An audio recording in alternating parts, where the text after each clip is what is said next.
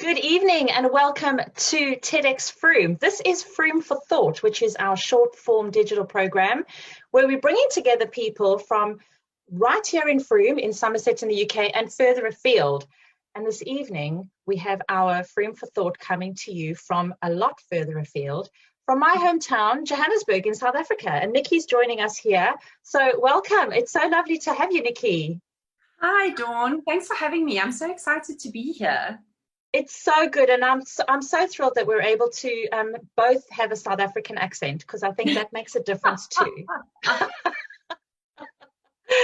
So this evening you wanted to talk about curiosity and being the new empathy, and I just think this just gives me goosebumps because it's such an exciting topic. I wanted to start out with what is the definition then of empathy? What does it mean to be empathetic? So my understanding of empathy, and please understand that I'm coming at this from a social commentary point of view. I'm not a psychologist. I have absolutely no psychology or anything even close to that background or experience. This is really all based on what I've just been observing and what I've experienced myself personally. So my understanding of empathy is the ability to put yourself in somebody else's shoes. So if somebody else is going through a rough time, had a traumatic experience, lost a loved one, right through to I've got a bad headache or I'm taking strain under lockdown, I can look at that and go, wow, Dawn, I know how it feels to have a headache, to take strain under lockdown. Therefore, I can empathize with you.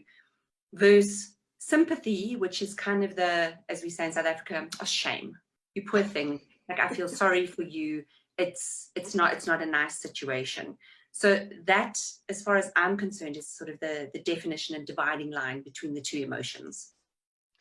And when we're thinking about curiosity, so I got a new puppy, and I notice how the puppy is exploring its world with a little confidence, but it's curious and it's identifying its world and deciding on its boundaries and working out how it can exist in a space because it is curious.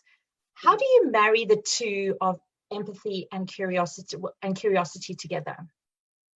Okay, so it's quite a weird story that led me down this path of thinking.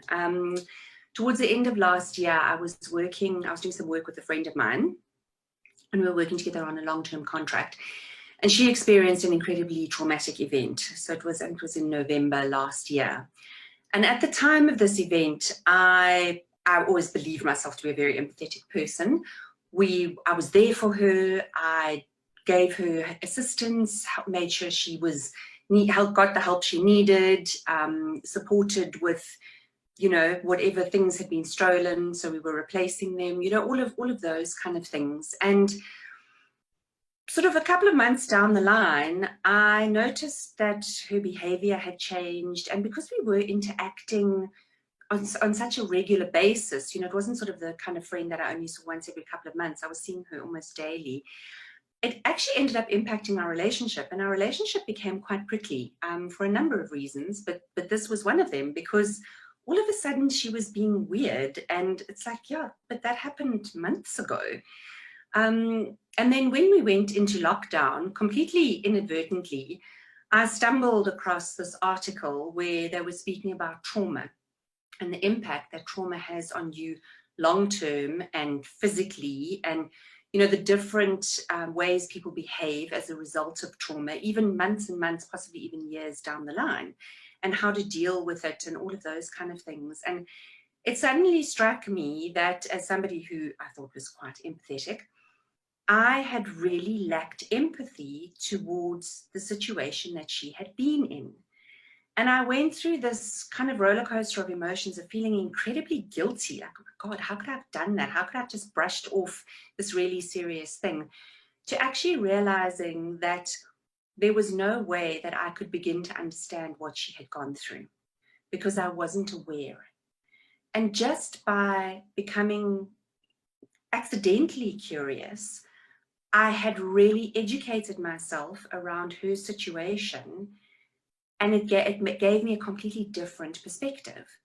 So that was what made me think about the connection between the two. And when I started thinking back on different events that had happened in my life or happened to me, you know, when I was at the receiving end, how often people's intentions are very well-meaning, but they actually don't know, they don't understand.